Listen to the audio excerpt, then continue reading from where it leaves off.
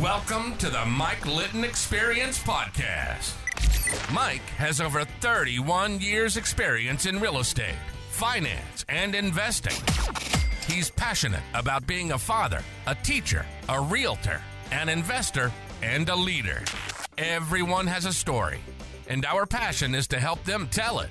And now, introducing the host of the Mike Litton Experience, Mike Litton. So what can you expect from the Mike Litton Experience? You can expect stories that will inspire, motivate, advice that will sharpen your focus, and expert information on real estate, finance, and market conditions. Under his wing and gave me a shot. You know, that when I met him, I had nothing. I was in rehab and I had nothing besides debt and trouble. How'd you meet him? Yes, his daughter was at that movie party, and we got to talking about mountain biking, and she told her dad, you know, she had met me, and this guy wants to ride bikes, and he just started inviting me every Saturday. Really? Yeah, he'd come pick me up, gave me a mountain bike to use, and took me with him. That's amazing. Yeah. How cool is that? Okay, so you said that there's more to the story. Yeah. We're all about more to the story. Yeah, I don't mind going into it. I didn't know how much time you had. No, we have all the time in the world. Okay. You're the one that has time constraints. So with the Mormon church, you've seen the Mormon missionaries walking around. Yeah. Okay. They're not from here. When you go on a mission, you're assigned to an area, and you don't know until about 6 weeks before you go out where you're going to go. Right. And you're only in each specific spot for 6 weeks to 6 months. Well, And then okay. you get transferred to another area, new missionaries come in, and the phone stays there. The phone is always in that area. But in a year, you could see 5 new sets of missionaries. Wow. So the missionaries lived where an old friend of mine lived. So Okay. a year before I went into the church, I'm at this apartment complex every day. And when I'd get done there, I'd smoke a cigarette next to my car in the parking lot. And every time, these missionaries would walk up. And we got to talking, eventually gave them my information, and I blew them off a dozen times before I finally let him know, like, I'm not interested in joining your church. Right. And so dropped it, right? So fast forward a year later, here I am in bed praying. And the very next day I get a text message from the missionaries. And it says, hey Dane, it's the missionaries, do you want to meet up?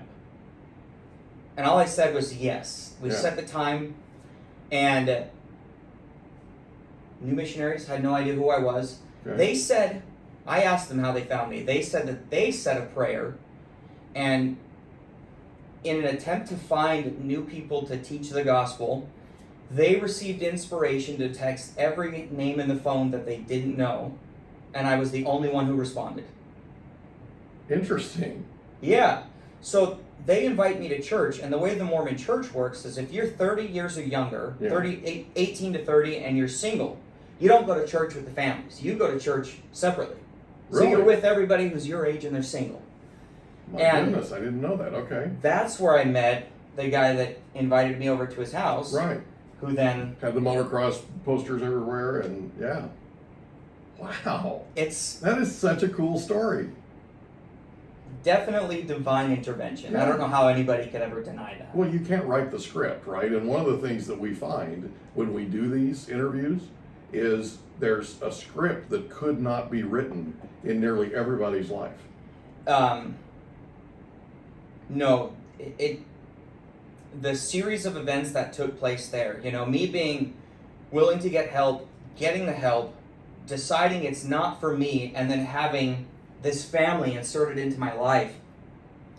Yeah, I mean, it's nothing short of divine intervention. Well, having your mom tell you to pray about it, right? That sort of started the ball rolling, and the prayer itself, wow. To be specific, I was specific. That is really cool. Yeah. That is really cool. What a great story. Thanks for sharing. So you meet your wife, right? Or meet your, well, she's, not your wife yet, right? Yep. So you meet her, and she's amazing, by the way. Thank you. You meet her, and you obviously start dating, that kind of thing. Tell us about that. Keep in mind, I was friends with the family for several months because she was at BYU. Okay. And so you knew her dad. Yep. for a number of months. Okay. Correct. Okay. And I was best friends with her sister. I was at their house, every other day, to the point of like having my own key. Wow. Right? Had my own key. I'm there, and one day she says, "Oh yeah, my sister's home from BYU," and I'm watching a movie with her sister on the couch, and in walks in Kelsey. Okay. She says, "Hi." I'm not kidding you. The second I saw her, I knew that's the girl I'm going to marry. Yeah. I knew it. And I started creeping into her life little by little. Yeah. I started talking to her online through Facebook Messenger and things, and eventually got the nerve to ask her out on a date. And I told her dad that I'm going to ask your daughter out on a date if that's cool with you. And he was thrilled and asked her out. I think it was like a couple of months before she had to go back to BYU. Okay. So we kind of start dating, and then she's gone to Right. finish her degree. And we stayed together. She finished college. She came back home in May or June of the following year, and we got to spend up until July together, and then I left for 2 years on my mission. Wow. And here's the crazy part, we to this point, the vast majority of our relationship has been long distance, except at least while she's in college, we can FaceTime and text and all those things. Right. When you're on a mission, your only form of communication back home is emails for an hour on Mondays and handwritten letters. So my wife and I communicated for 2 years through handwritten letters and emails, except she did sneak over to my mom's house on Mother's Day and on Christmas. You're allowed to call home. Right. And so she was there the couple of times I got to call home. Wow. Incredible. So where did you go on your mission?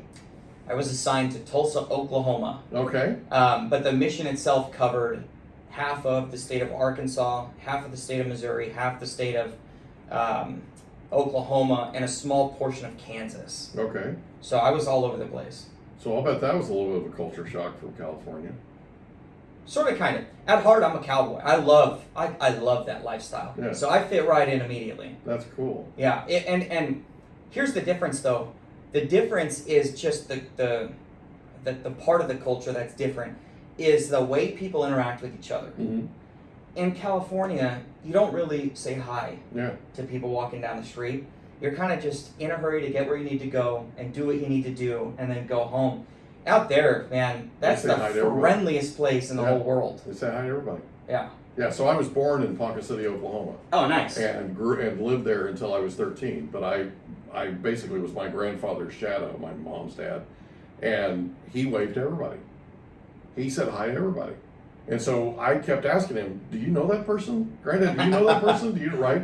And it wasn't was knowing them. It was about being friendly.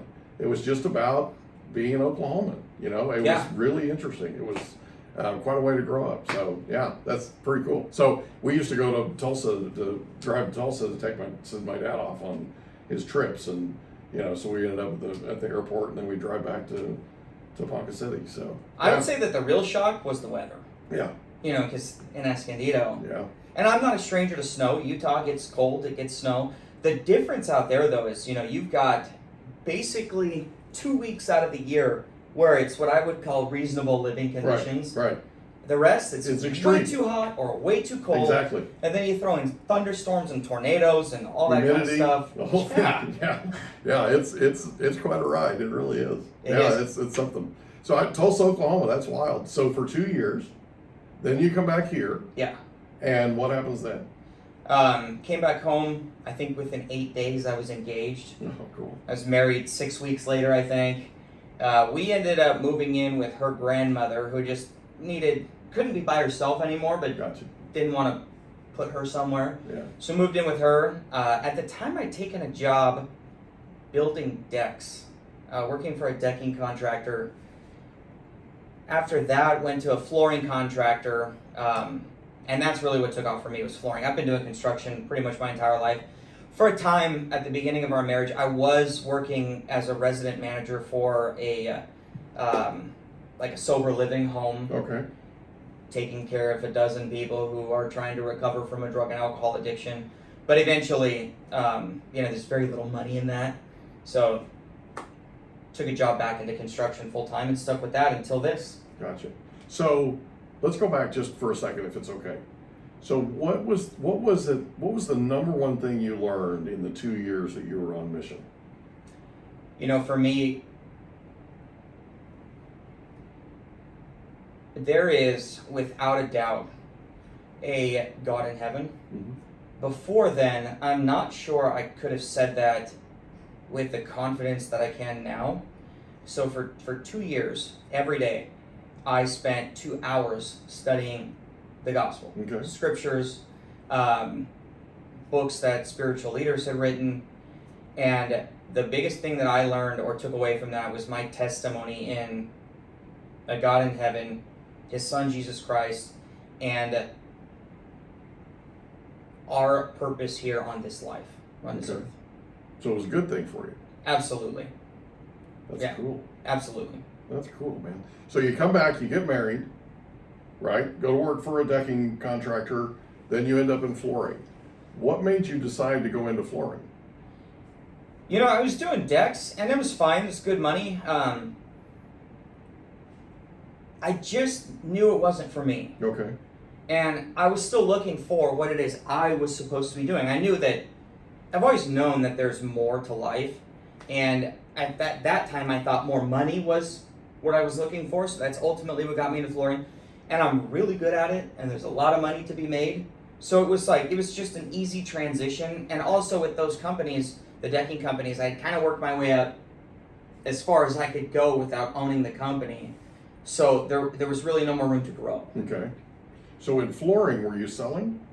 Yeah, doing sales and installations. Sales, installations, and refinishing wood floors. Wow, so you're kind of a jack of all trades kind of thing. Okay, okay. So what was it about flooring other than the money? What was it about flooring that you liked? That's pretty much it, was the money. The job sucks. Yeah, pretty much. Okay, I got It's you. like, I'm 33, 34, and my knees hurt and my back hurts. Yeah. And I attribute that to flooring. Yeah. So I was looking to move up the ladder, I'd say. I got you. So you go into flooring, and then what after that? What? At the same time, looking for a way to get involved locally. Okay. And went to my father-in-law, the only resource I had to really figure out the best path forward. And he connected me with a gal who said there might be an opportunity to run for school board. Okay. Whatever, I'll take what I can get. And it just so happened that the guy whose seat I claimed, he was going to retire after being there for a significant amount of time. So it was perfect timing. It's very, very difficult to beat an incumbent. Yeah. So myself and another young guy, I think I was 25 and he was like 23, Okay. jumped in the race for school board. Okay. So talk about that for a second. So you were looking to get involved, and you decided to run for school board.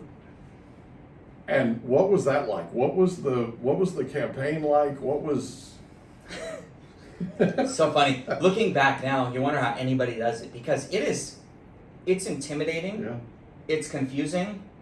It's a commitment.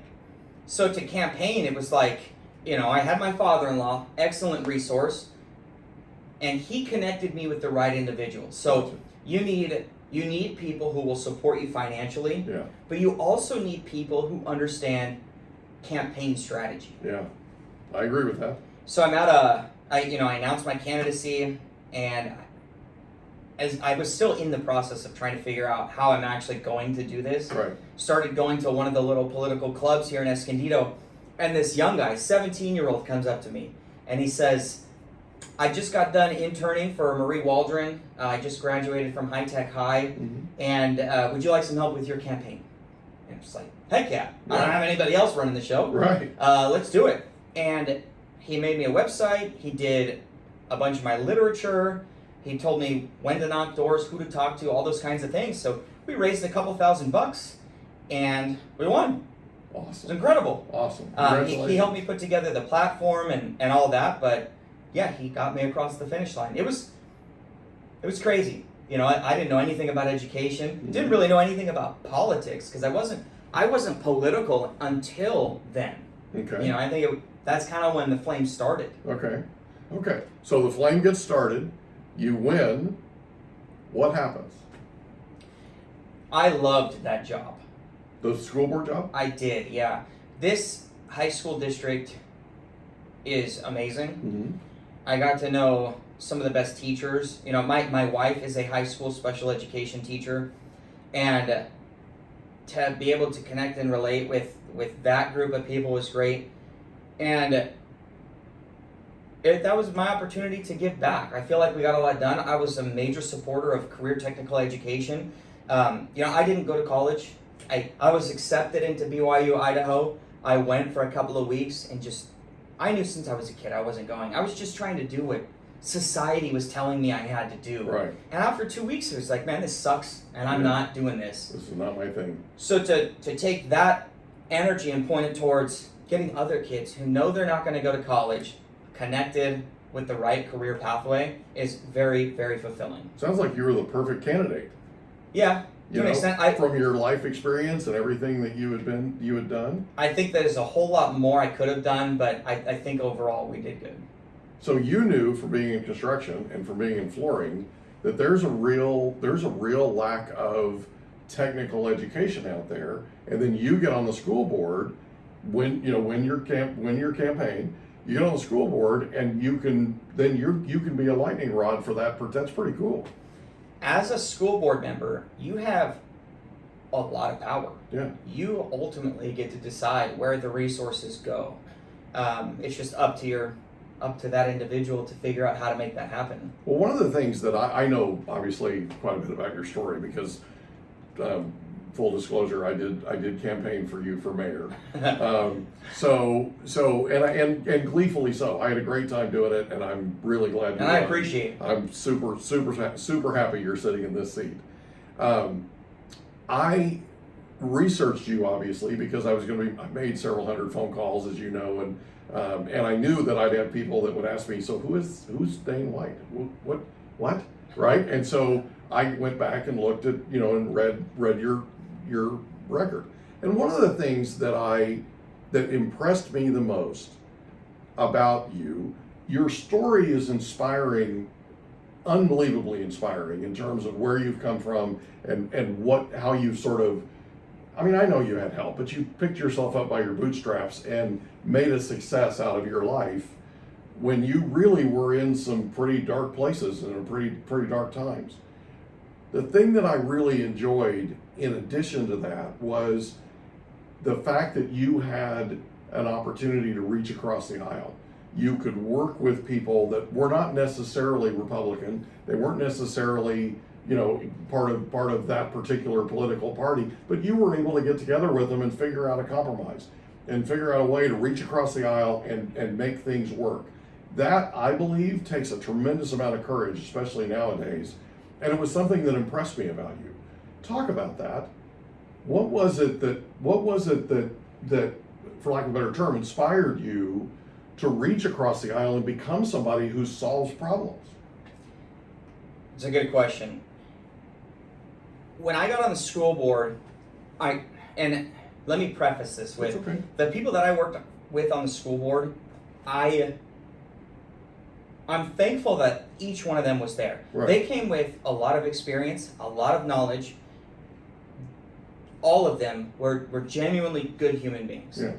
But I thought mistakes were being made in some cases. And in the first round of negotiations with the teachers, I knew what I was hearing, and the way that it works is, the school board is briefed by the administration on how negotiations are going. And the elected officials aren't supposed to meet with the bargaining units during bargaining. Okay. They come to the Why school is that? board because school board members or the elected official is not a bargaining member. Okay. So during negotiations, you shouldn't be communicating as to not give the sense that you are negotiating outside of the proper channels. Gotcha. Okay.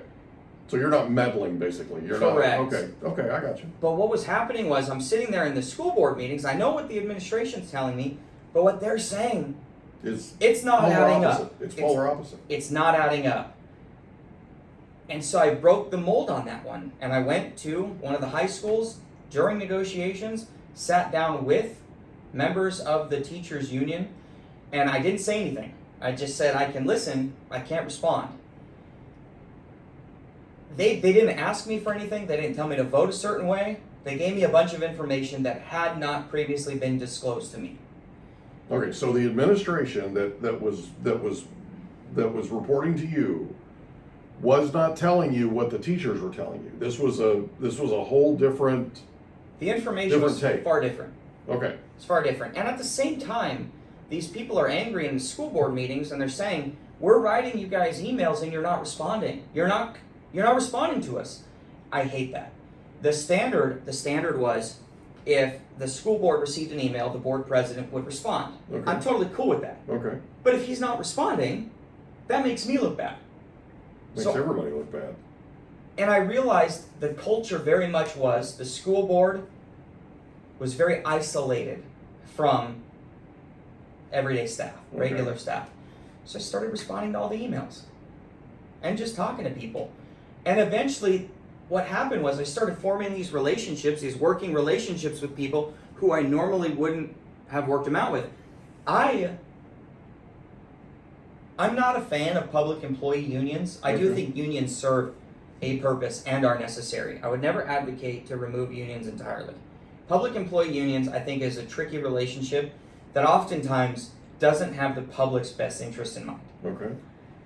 But with that being said, they're the bargaining partners. Right. You have to work with them. Yeah. And to sit there isolated with your arms folded and say, "I'm not going to listen to you," isn't the way I was willing to operate. We hope you enjoyed another episode of the Mike Litton Experience. If you did, do us a favor, smash that subscribe button, tell your friends, family, and coworkers about our program, and wherever you get your podcasts, please leave us a rating. It helps us to connect with quality people just like you. And that's a wrap. Another episode of the Mike Litton Experience in the books. Reach out to Mike on Instagram at Litton Realty. Want to meet with Mike? Check out calendly.com/Rio760.